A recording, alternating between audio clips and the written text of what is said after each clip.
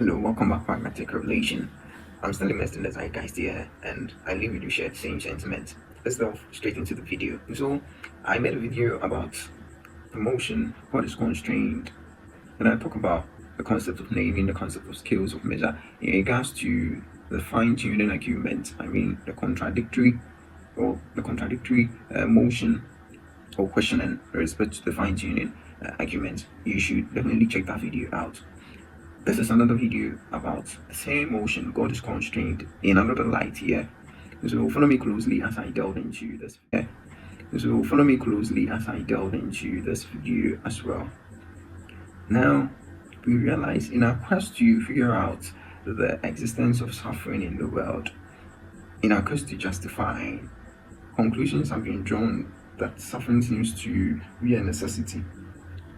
And skeptics, or better still, atheists leverage on the fact that suffering seems to be a necessity.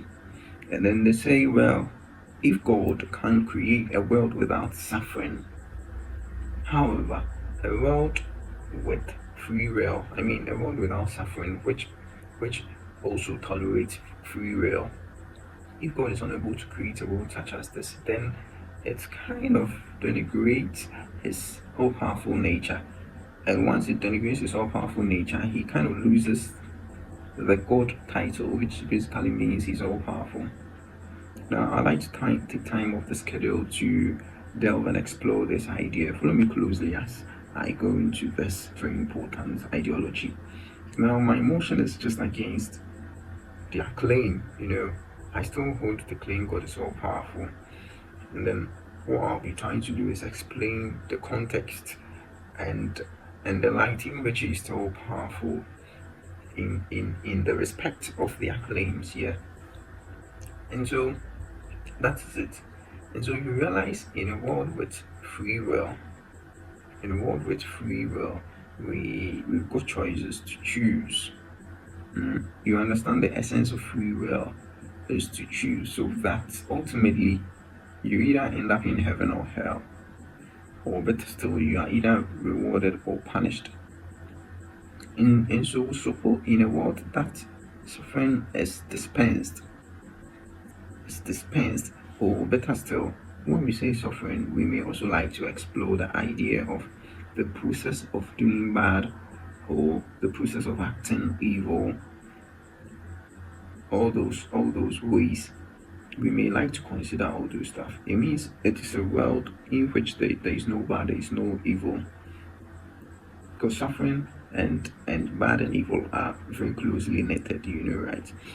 And then not just that, suffering, even in the atheist point of view, is a consequence of the natural selection, or better still, the survival of the fittest quality we do bear as creatures, And then you should understand this as well. Suffering comes in very different forms. We've got mental suffering, physical suffering, every kind of suffering you could think about. We are actually talking about here. Yes, it is very important we acknowledge all those aspects because they play an important role in the idea we are trying to make or create. And so, people say, could God have made the world totally interesting, lovable, and everything just as this our world without suffering? And the premise is if he cannot make them, he's not powerful, just as I've already emphasized, But the thing is, suppose God made the world such as that. What it means is we would be ignorant of the fact that these dynamics occur, the dynamics of bad, evil, and all the various shapes comes with. We would totally be ignorant of it. And so what it means is we would be comfortable. We would definitely acknowledge and appreciate the experience because we have no idea of this kind of experience we live in the moment. We would have better still acknowledge that very experience in the world where there is no suffering. But we get to choose maybe on trivial things here, it means there wouldn't be any bad stuff over there. Some things just to be better than the other, which technically means that those stuff which are less desirable one way or the other bad.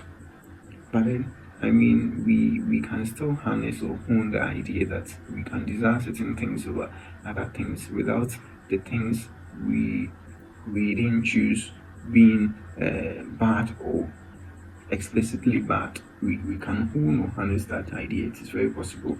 So we still continue with our premise. We try to deal with it. And then the second thing is you realize that world would profoundly be determined and robotic. And that is the whole idea of free will, to losing the extent to which the world is robotic. And so at the end of the day, if there is no suffering, because suffering is also one way or the other a consequence of sin or a consequence of bad, or closely connected with bad and evil. And so if there is no suffering, it means things are just going the right way, and we are just driven by that design, which means the world is technically a robotic world. And it is profoundly determined and robotic, and there is no point from God's point of view. There's no point from God's point of view. It means technically there wouldn't be any hell or anything because no one is doing something bad. No one is inducing suffering on the other. No one is surviving at the peril of his neighbor or brother. And so the world becomes totally robotic, which is not exactly an interesting world, considering the fact that we've experienced this kind of world. However, if we hadn't experienced this, that world would totally be fine. That's it. And then, if you ask why God created this or that, or He wants us to experience in a certain way, then I told you the mystery is beautiful. And maybe you should start identifying God with mystery. It will be rather helpful because it's the God of mystery. The mystery describes His godliness, His power. The substance of the mystery expresses a beauty in His holy nature, and I think we should all acknowledge and appreciate that. Yes. So basically, that is all about it. It doesn't constrain God in any way. God could have totally made a world like that and it would still be interesting to us. Because what it means is we just wouldn't have ideas of how this kind of world would be. And even if we had an idea of how this world would be, that world would still be interesting. The only thing is there will be less problems to solve. There will be less problems to solve. It meant that if there are less problems to solve, there will be less jobs, there will be less activities probably. But then the world would have still been interesting.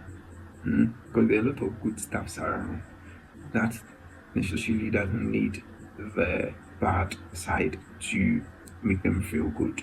So that is about this part of it as well. Thanks for joining. Comment, like, and then stay safe, stay blessed. I'll catch you on another video. Peace out.